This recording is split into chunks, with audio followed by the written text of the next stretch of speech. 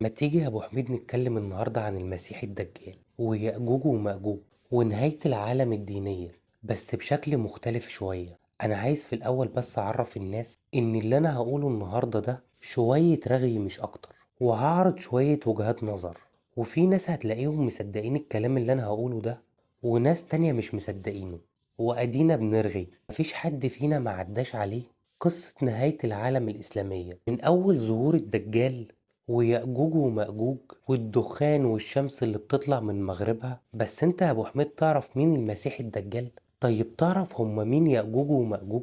الدين الإسلامي اكتفى بمدلول القصة وما دخلش في تفاصيل، عشان هي كده كده ملهاش أهمية إن هي تتذكر. يعني المهم اللي احنا ناخد بالنا منهم، إنما مين دول وإمتى هيظهروا لما يجي وقتها. وأظن يا أبو حميد مفيش حد مختلف على الكلام ده. طيب المسلمين يعرفوا إيه عن الكلام ده؟ النظرة الإسلامية للدجال: هو راجل ضخم أعور العين، هيظهر قبل نهاية الزمان، وهيظهر من أصفهان، وناس كتير أوي هتتبعه، وده هيحصل بعد حرب آخر الزمان.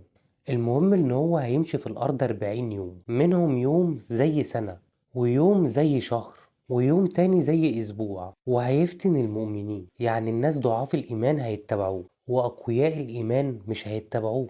وهيدعي النبوة، وبعد كده هيدعي الألوهية، وهيكون معاه معجزات جنة ونار. وفي النهاية سيدنا عيسى هينزل الأرض ويقتله. بعد كده هيظهر قوم يأجوج ومأجوج. ويأجوج ومأجوج ده بيقول عليهم إن عددهم كتير جدا، وهيخرجوا من ورا الردم اللي عمله ذو القرنين عشان يحمي الناس اللي استنجدت بيه من قوم يأجوج ومأجوج. والردم ده هيتفتح بعد الدجال، وهيطلعوا عشان يقتلوا في الناس، وربنا هيبعت عليهم حشرة تقتلهم. وبعد كده القيامة هتقوم.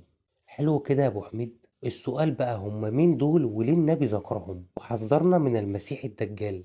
وليه اسمه المسيح؟ ومين قوم يأجوج ومأجوج دول؟ عشان تفهم شوية الكلام اللي أنا أقولهم لك دول، خليك معايا وركز شوية. في البداية يا أبو حميد أنا عايزك تعرف معلومة مهمة علشان تفهم شوية الكلام اللي أنا أقولهم لك. الديانة العبرية قريبة جدا من الديانة الإسلامية في كل حاجة، هتلاقي كل حاجة قريبة من بعض. يعني عندهم مثلا لازم أن تكون مؤمن ب 13 بند اللي هي مبادئ الإيمان عندهم. عشان أبسط لك الموضوع، عندنا في الإسلام مش هتكون مسلم غير لما تنطق الشهادتين. يعني مش هينفع لك صلاة غير لما تشهد. يعني لو حد جه دلوقتي وقالك إن سيدنا محمد ده ما كانش موجود، أنت كمسلم هتقول عليه مجنون، صح؟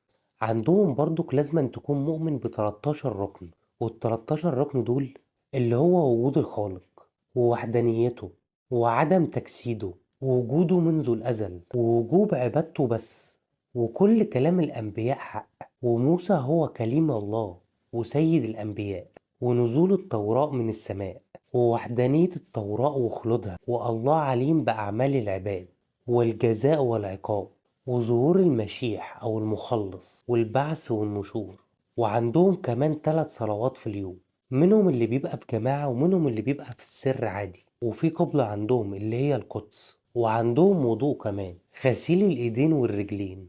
وال3 صلوات دول بيبقوا الصبح والعصر وبالليل. اه والله زي ما انا بقولك كده. طيب شفت يا ابو حميد الركن ال 12 بيقولك ايه؟ انهم بيؤمنوا ان في حد هيجي اسمه المسيح او المخلص. بيقولوا كده في كل صلاة، وده اهم شخص عندهم في العقيدة. انت عارف يا ابو حميد من طقوس تعيين الملوك عندهم انهم يعملوا خليط من الزيت والزيتون ويمسحوا بيه الشخص اللي هينصبوه ده، وده بيشاور على انه المسيح او الممسوح. هما مستنيين نبي او ملك اللي هو النبي المنتظر اللي هو المسيح. ومن اهم صفاته اللي هو هيكون من نسل داوود، يعني من فرع اسحاق ويعقوب اولاد ابراهيم. وسيدنا محمد على وصفهم كان من الفرع التاني، من ابناء اسماعيل ابن هاجر المصرية، مش سارة العبرانية. وده أهم الأسباب اللي مخلوهم ما يصدقوش. حلو لغاية هنا كده يا أبو حميد؟ فاهم يعني شوية الكلام اللي أنا بقولهم لك دول؟ تاني صفة فيه بقى إن هو سياسي ومحنك، ملك قوي زي ما هما بيقولوا كده، جاي عشان حاجات كتير قوي، وأهمها إن هو جاي يوحد مملكتهم القديمة ويبني الهيكل، يعني مفيش مسجد أقصى. وبعد كده هيحقق السلام في العالم. ومن صفاته برضك إن هو هيحيي الموتى، وعشان الصفات ديت برضك رفضوا سيدنا عيسى، عشان سيدنا عيسى ما دعاش لأي حاجة من ديت. طيب المسيح ده هيظهر امتى؟ على كلامهم هيظهر لما يبعدوا عن دينهم، لما يبعدوا عن يوم السبت. هيظهر عشان يستعيد أمجاد الملك داود. وبيقولوا برضك إن في واحد هيظهر قبله اسمه المسيح ابن يوسف من نسل سيدنا يوسف، وده اللي هيبني الهيكل مكان المسجد الأقصى، وهيموت في الحرب لحد ما يظهر المسيح المنتظر ويحييه تاني ويحاربهم وينتصرهم وتتحقق النبوة. طيب مين هم دول اللي هيحاربوهم؟ خد المفاجأة ديت يا أبو حميد، قوم اسمهم مأجوج. أيوان، هم قوم يأجوج ومأجوج، بس مختلفين شوية في القصة بتاعتهم. مأجوج دول قوم عددهم كتير قوي، بياكلوا لحم البشر ومحدش عارف أصلهم. يعني اتقال عليهم مغول، واتقال عليهم روس، واتقال عليهم كمان صينيين.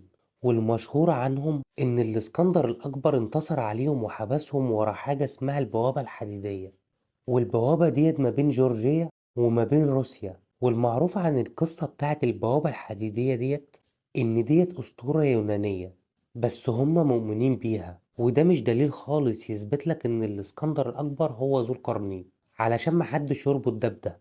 يأجوج ومأجوج دول بقى هيخرجوا وهيهاجموا الهيكل اللي هم بنوه، وهيحاربوا المسيح ابن يوسف وهيقتلوه. وبعد كده هيظهر المسيح ويوحد الشعب كله ويتحالف مع بعض ويحاربوهم وينتصروا عليهم، وتقوم المملكة بتاعتهم اللي هم منتظرينها، ويعم السلام في العالم بقى، وتبقى المدينة الفاضلة. طيب يا أبو حميد، هم كلهم مؤمنين بده وبيحاولوا ينشروا الفكرة ديت، ولا هي مجرد أحلام ومجرد أساطير؟ أما أعتقد إن معظمهم مؤمنين بده وبيحاولوا ينشروا ده في وسط العالم كله. أنا النهاردة اتكلمت بس عشان أعرفك هم بيفكروا إزاي. يلا سلام.